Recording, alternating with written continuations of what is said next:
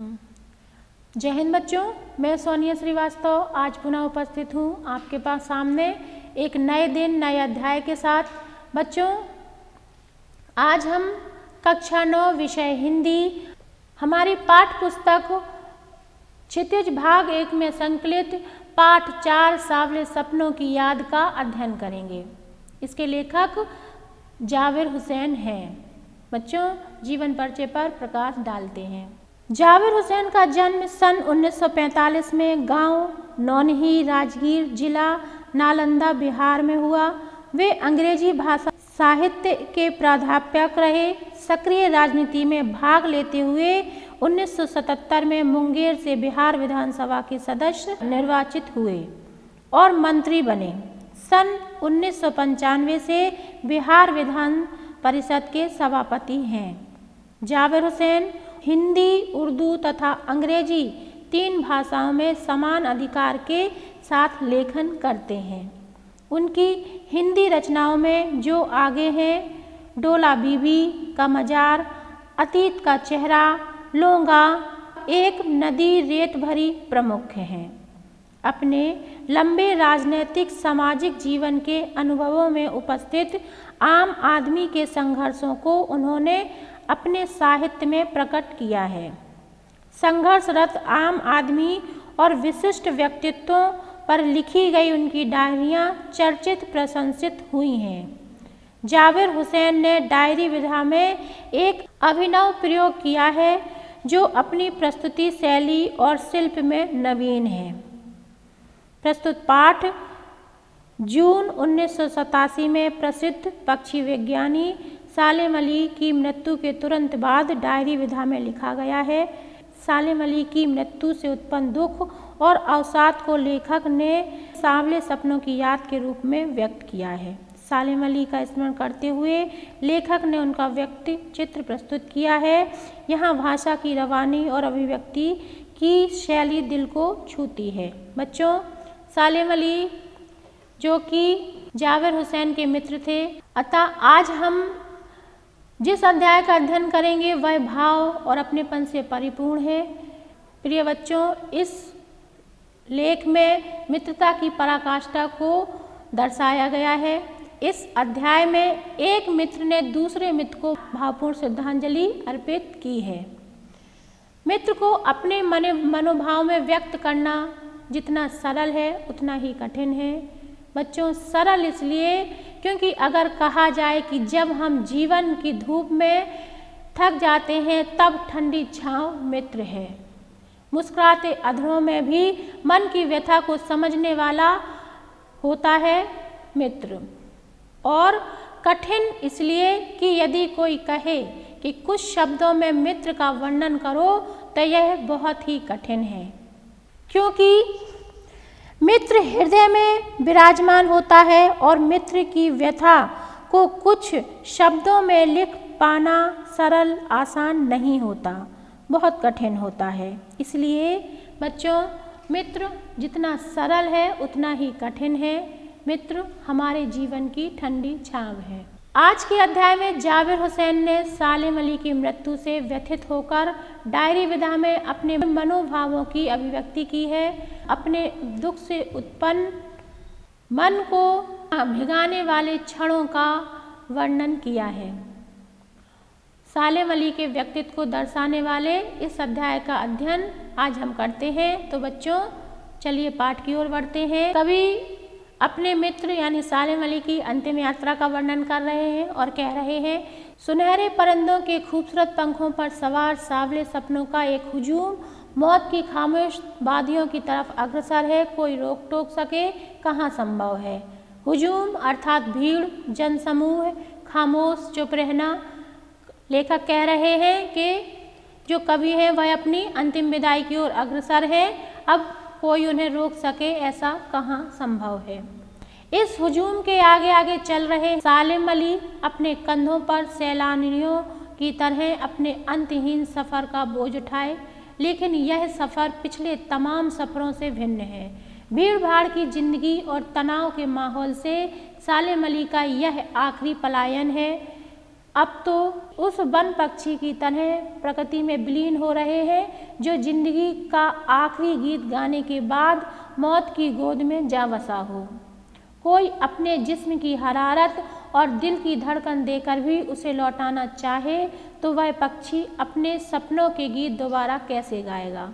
अर्थात लेखक ने हमें समझाया है कि हम अपनों का, अपने मित्रों का, उनके जीवन रहते ही उनका ख्याल रखें, क्योंकि अंतिम दौर पर जब वह हमें छोड़कर चले जाएंगे तो हम उन्हें अपनी धड़कन देकर भी रोक नहीं सकते।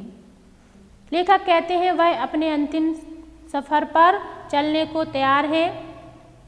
आगे बढ़ते हुए लेखक कहते हैं, मुझे नहीं लगता कोई इस सोए हुए पक्षी को जगाना चाहेगा। वर्षों पूर्व खुद सालेम अली ने कहा था कि लोग पक्षियों को आदमी की नज़र से देखना चाहते हैं, यह उनकी भूल है। ठीक उसी तरह जैसे जंगलों और पहाड़ों, झरनों और आबशारों को वो प्रकृति की नज़र से नहीं, आदमी की नज़र से देखने को उत्सुक रहते हैं।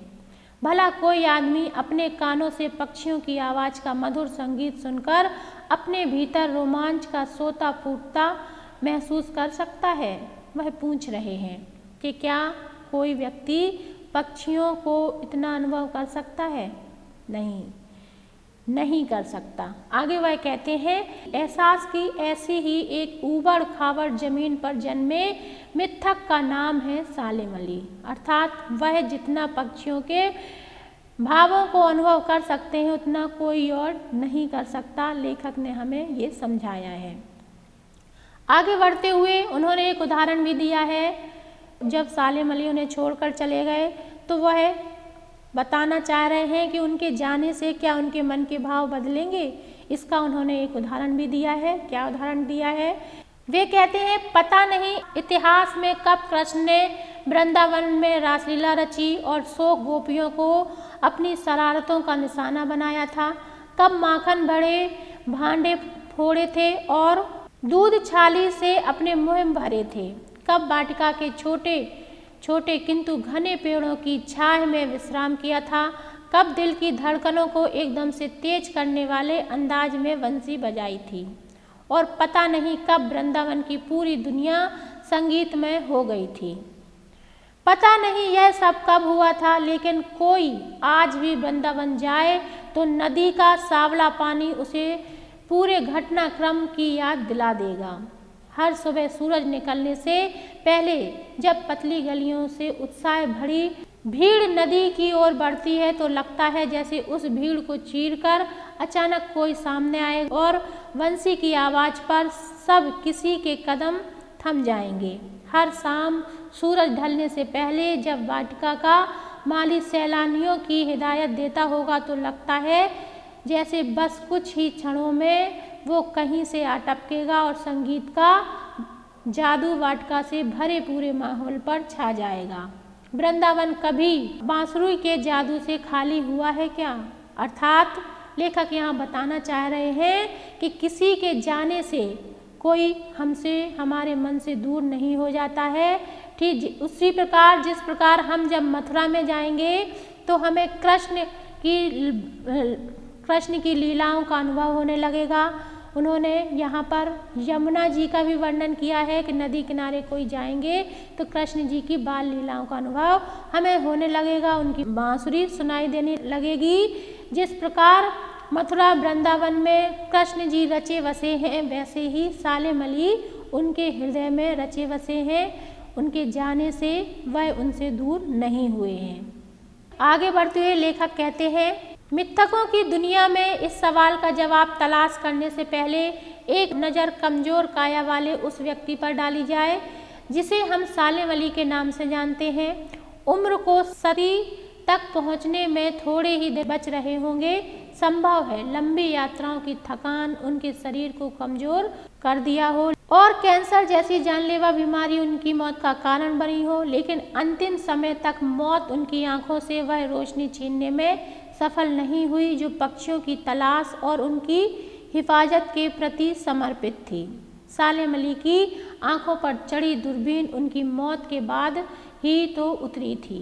अर्थात यहाँ पर ये बता रहे हैं कि सालेम अली को कैंसर ने उनका जीवन समाप्त कर दिया, पर जीवन के अंतिम दौर में भी वह अपने कर्तव्यों से नहीं हटे, पक्षियों के लिए समर्पित रहे। अर्थात यहाँ कर्तव्य निष्ठा का पाठ हमें संदेश लेखक दे रहे हैं कि हमें किसी भी हाल में, किसी भी बीमारी से वो सालिम अली नहीं हारे, वह अपना कर्तव्य निरंतर करते रहे। आगे वह कहते हैं, उन जैसा वर्ड वाचर शायद ही कोई हुआ हो, लेकिन एकांत क्षणों में सालिम अली बिना दूरबीन के भी देखे गए। दूर क्षितिज तक फैली जमीन और झुके आसमान को छूने वाली उनकी नज़रों में कुछ वैसा ही जादू था जो प्रकृति को अपने घेरे में बांध लेता है। सालिम अली उन लोगों में से थे जो प्रकृति के प्रभाव में आने की बजाय प्रकृति को अपने प्रभाव में लाने के कायल होते हैं। उनके लिए प्रकृति में हर तरफ एक हंसती खेलती रहस्यमय दुनिया पसरी थी। यह दुनिया उन्होंने बड़ी मेहनत से अपने लिए गढ़ी थी। उनकी जीवन साथी तहमीना ने काफ़ी मदद पहुंचाई। तहमीना स्कूल के दिनों में उनकी सहपाठी रहीं। अर्थात वे बताते हैं कि क्षितिज यानी जहाँ पर धरती और आसमान मिलते हुए दिखाई देते हैं उसे क्षितिज कहते हैं। और वो बताते हैं कि सालिम अली जैसा वर्ड वाचर शायद ही कोई हुआ होगा। आगे बढ़ते हुए लेखक कहते हैं, उनकी पत्नी तहमीना ने उनका बहुत साथ दिया, जो उनकी सहपाठी थी, उनके साथ ही पढ़ती थी। आगे बढ़ते हुए लेखक कहते हैं, अपने लंबे रोमांचकारी जीवन में ढेर सारे अनुभवों के मालिक सालिम अली एक दिन केरल की साइलेंट वैली को रेगिस्तान हवा के झोंकों से बचाने का अनुरोध लेकर चौधरी चरण सिंह से मिले। वे वहां के प्रधानमंत्री थे। चौधरी साहब गांव की मिट्टी पर पड़ने वाली पानी की पहली बूंद का असर जानने वाले नेता थे। पर्यावरण के संभावित खतरों का जो चित्र सालिम अली ने उनके सामने रखा, उससे उनकी आंखें भी नम कर दी गईं। यहाँ पर लेखक ने बताया है कि किस तरीके से पर्यावरण प्रदूषण के कारण पक्षियों को हानि पहुँच रही है। और जब उन्होंने सालिम अली ने चौधरी चरण सिंह अर्थात जो प्रधानमंत्री थे उनको बताया कि पक्षियों को किस तरीके से नुकसान हो रहा है, तो यह सुनकर उनका हृदय भी व्यथित हो गया। आगे बढ़ते हुए वो कहते हैं, सालिम अली नहीं है, चौधरी साहब भी नहीं है, कौन बचा है जो अब सौंधी माटी पर उगी फसलों के बीच एक नए भारत की नींव रखने का संकल्प लद्दाख की बर्फीली जमीनों पर जीने वाले पक्षियों की वकालत करेगा। अर्थात अब सालिम अली भी नहीं है और चौधरी साहब भी नहीं है, तो अब पक्षियों की रक्षा कौन करेगा? उनके जीवन में कैसे अनुभव होते हैं, वो किस तरह की दिक्कतों का सामना कर रहे हैं हमारे पर्यावरण प्रदूषण के कारण, ये लेखक बताना चाहे कि अब पक्षियों की रक्षा कौन करेगा और उनकी वकालत कौन करेगा। आगे बढ़ते हुए वे बताते हैं कि सालिम अली ने अपनी आत्मकथा का नाम रखा था फॉल ऑफ ए स्पैरो। मुझे याद आ गया, D.H. लॉरेंस की मौत के बाद लोगों ने उनकी पत्नी फीड़ा लॉरेंस से अनुरोध किया कि वह अपने पति के बारे में कुछ लिखें। फीड़ा चाहती तो ढेर सारी बातें लॉरेंस के बारे में लिख सकती थीं, लेकिन उसने कहा, मेरे लिए लॉरेंस के बारे में कुछ लिखना संभव सा है। मुझे महसूस होता है कि मेरी छत पर बैठने वाली गोरैया लॉरेंस के बारे में सारी बातें जानती है, मुझसे भी ज़्यादा जानती है। अर्थात यहाँ लेखक ने बताया है कि जो उनकी पत्नी थी वह ये कहना चाह रही हैं कि मैं उनके बारे में क्या लिखूं, मेरे तो सुबह शाम दिन रात में वही है। लेकिन उन्होंने यहाँ पर एक चिड़िया का भी वर्णन किया है और कहा है शायद जो चिड़िया है गौरैया वो भी उनके बारे में मुझसे ज़्यादा जानती होगी। उन्होंने यहाँ पर उनके अच्छे व्यक्तित्व का वर्णन किया है। आगे बढ़ते हुए वे कहते हैं, वो सचमुच इतना खुला खुला और सादा दिल आदमी था। मुमकिन है लॉरेंस मेरी रगों में, मेरी हड्डियों में समाया हुआ है, लेकिन मेरे लिए कितना कठिन है उसके बारे में अपने अनुभवों को शब्दों का जामा पहनाना। मुझे यकीन है मेरी छत पर बैठी गौरैया उसके बारे में और हम दोनों ही के बारे में मुझसे ज़्यादा जानकारी रखती होगी। गौरैया जो कि एक चिड़िया है, सच है बच्चों, जो हमारे मन में है, जो हमारे हृदय में विराजमान है, उसके बारे में कुछ शब्दों में कहना बहुत ही कठिन है। यहाँ पर उनकी पत्नी ने यही बताया है कि वह तो मेरी रगों में, मेरी नस नस में है, तो मैं उनके बारे में अब क्या कहूँ।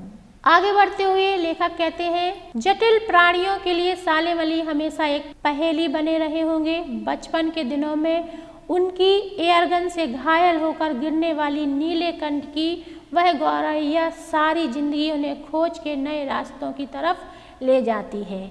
जिंदगी की ऊंचाइयों में उनका विश्वास एक क्षण के लिए भी डिगा नहीं।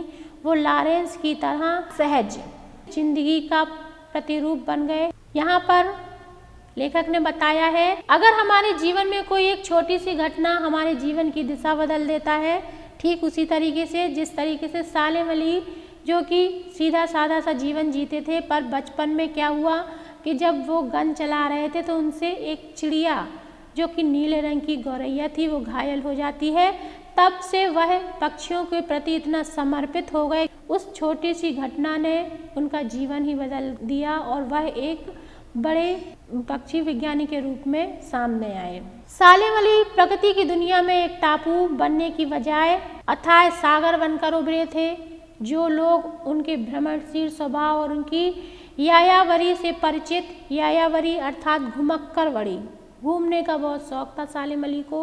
चूँकि वह पक्षी विज्ञानी थे तो हर जगह जाकर पक्षियों की तस्वीरें लेते रहते थे, उनके बारे में जानकारी प्राप्त करते थे।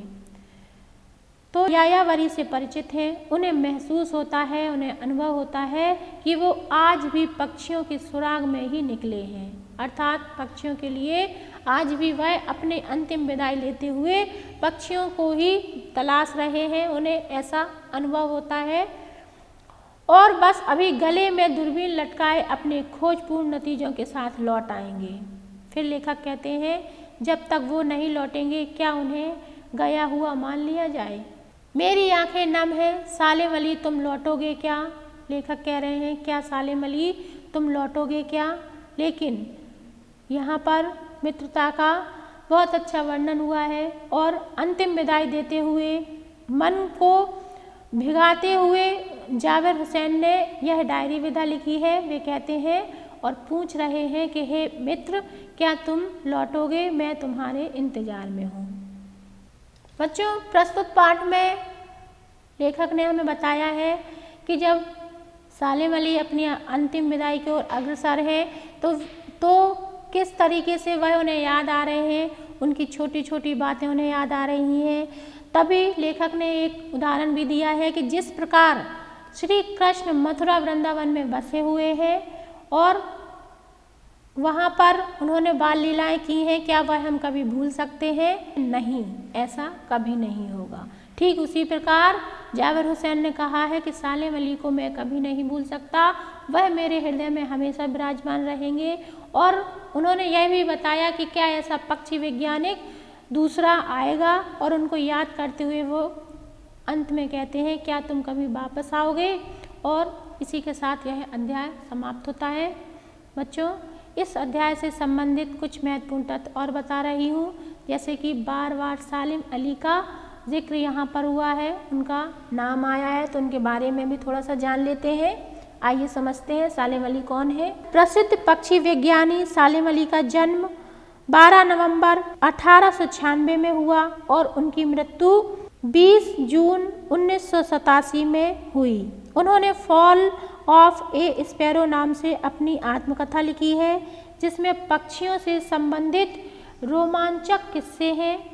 एक गौरैया का गिरना शीर्षक से इसका हिंदी अनुवाद नेशनल बुक ट्रस्ट ने प्रकाशित किया है। D.S. लॉरेंस 1885 से 1930 20वीं सदी के अंग्रेजी के प्रसिद्ध उपन्यासकार। उन्होंने कविताएं भी लिखी हैं, विशेषकर प्रकृति संबंधी कविताएं उल्लेखनीय हैं। प्रकृति से D.H. लॉरेंस का गहरा लगाव था और सघन संबंध भी। वे मानते थे कि मानव जाति एक उखड़े हुए महान वृक्ष की भांति है, जिसकी जड़ें हवा में फैली हुई हैं।